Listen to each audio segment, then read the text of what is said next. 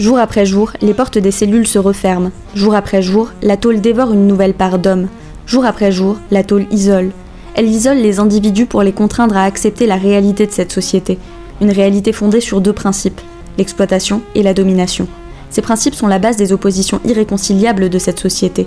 L'opposition entre riches et pauvres, entre chefs et subordonnés, entre ceux qui risquent de tout perdre et ceux qui ont tout à gagner. Les tribunaux et les prisons n'ont rien à voir avec ce qui est juste ou injuste. Les tribunaux ne servent qu'à retirer de la société et du conflit social ceux qui brisent les règles de l'ordre en place. Telle est la fonction des prisons. La prison tente de mastiquer le contenu de son estomac pour le régurgiter ensuite, la conscience tranquille, à la société. Par ailleurs, elle sert à enterrer et broyer vivants ceux pour qui cela ne marche pas. Les barreaux ne connaissent pas d'intérieur.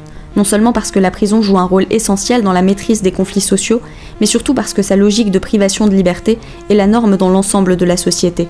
Nous reconnaissons la prison dans le chef au coin de la rue, dans tout oppresseur dans la liste interminable d'institutions qui nous accueillent aimablement pour mieux nous détruire. Lorsque la prison cherche à isoler les prisonniers et les conflits sociaux dont ils font partie, une confrontation consiste pour nous à refuser cet isolement, à construire des solidarités avec les prisonniers qui luttent contre les situations qui leur sont faites, à tenter par tous les moyens qu'on estime opportuns d'ouvrir des brèches dans les murs gris et silencieux qui distancent sur le monde dans lequel nous vivons. Cette solidarité ne nous est pas extérieure, elle fait entièrement partie de la lutte que nous menons contre ce système.